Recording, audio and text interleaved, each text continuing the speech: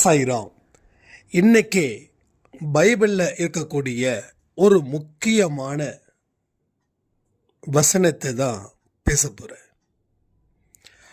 அவர் புறப்பட்டு வழியிலே போகையில் ஒருவன் ஓடி வந்து அவருக்கு முன்பாக முழங்கால் படியிட்டு, நல்ல போதகரே, நித்திய ஜீவனை சுதந்திரித்து கொள்ளும்படி நான் என்ன செய்ய வேண்டும் என்று கேட்டான். அதற்கு இயேசு, நீ என்னை நல்லவன் என்று சொல்வானேன்? தேவன் ஒருவர் தவிர நல்லவன் ஒருவனும் இல்லை. நம்ம அடிக்கடி அன்பே சாயில் ஒரு வார்த்தை சொல்கிறோம்ல, இந்த நல்லவன் சொல்லக்கூடாது, நான் ரொம்ப நல்லவன், கடவுள் என்னை சோதிக்கிறாரு அப்படின்னு நாம் இந்த ஒரு வார்த்தையை எத்தனை இடத்துல எத்தனை வருஷமாக எத்தனை நாளாக சொல்லிக்கிட்டு இருந்திருப்போன்றத யோசிச்சு பாருங்க. ஸோ கடவுளை தாண்டி யாரும் நல்லவன் அப்படின்ற ஒரு விஷயமே அதை நம்ம புரிஞ்சுக்கணும். கடவுளை தாண்டி எந்த ஒரு மனுஷனும் நல்லவன் இல்லை. அப்போ கடவுள் ஒருவரே தான் நல்லவன். ஏன்னா மனுஷன் சுயநலத்தின் அடிப்படையில் தான் வாழ்ந்துட்டுருக்கான். அதனால் நாம் எந்த காரணத்தை கொண்டும் நல்லவன் அப்படின்ற ஒரு வார்த்தையை தயவு செய்து சொல்லக்கூடாது. அதையும் தாண்டி இன்னும் சில போதனைகள் அவருக்கு அவருடைய சிஷ்யருக்கு சொல்லியிருக்காங்க. அதில் விபச்சாரம் செய்யாமல் இரு, கொலை செய்யாமல் இரு, களவு செய்யாமல் இரு, பொய் சாட்சி சொல்லாமல் இரு, வஞ்சனை செய்யாமல் இரு, உன் தகப்பனையும் உன் தாயையும் கனம் பண்ணுவாயாக என்கிற கற்பனைகளை அறிந்திருக்கிறாயா என்றார்.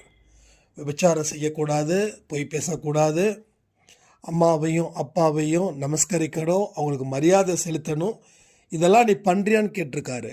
அதுக்கு அவர் சொல்லியிருக்காரு, இது எல்லாமே நான் ஆரம்பத்தில் இருந்து பிறந்ததில் இருந்து இப்போ வரைக்கும் நான் செஞ்சுக்கிட்டு தான் இருக்கேன் அப்படின்னு.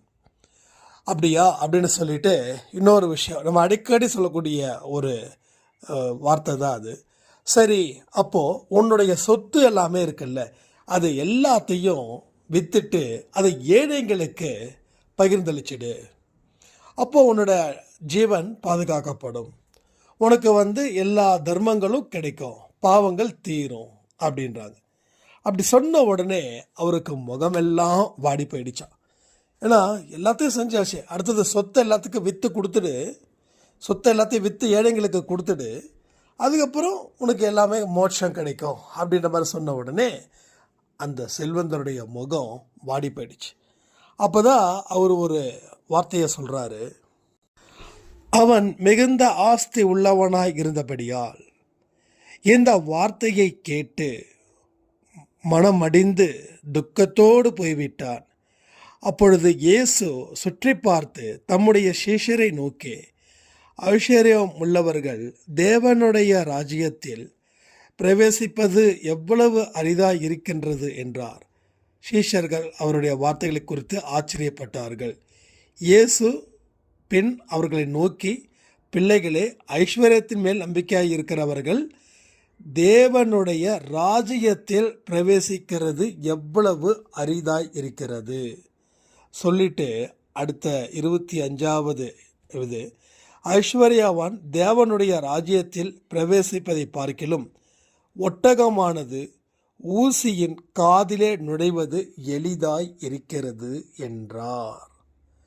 நாம் அடிக்கடி சொல்கிறோமே, அழுகிறவர்கள் பாக்கியவான்கள் அப்படின்னு, அது இதுதான்.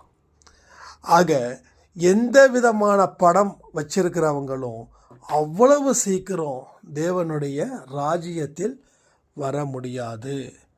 ஏன்னா சொத்தெல்லாம் விற்றுட்டு நீ வா, அப்போ தான் உனக்கு நிம்மதி தருவேன் அப்படின்னு கடவுள் சொல்லும்போது அது அவனுக்கு மேலும் துக்கம் அடைந்து திரும்பி போனதா சொல்கிறாங்க. அப்போது நாம எல்லாம் மிடில் கிளாஸ் ஃபேமிலிஸ், ஸோ நல்ல வேலை நாம் பணக்காரர்களாக பிறக்கல. பணக்காரராக பிறந்திருந்தா அந்த மனசு வந்திருக்காது. அதனால் ஒவ்வொரு வசனமும் நமக்காக எழுதப்பட்டது. எந்த கடவுளாக இருந்தாலும் சரி, எல்லாருமே நம்ம கடவுள்.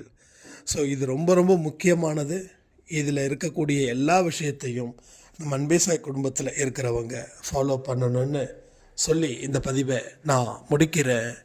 ஜெய் சாய்ராம்.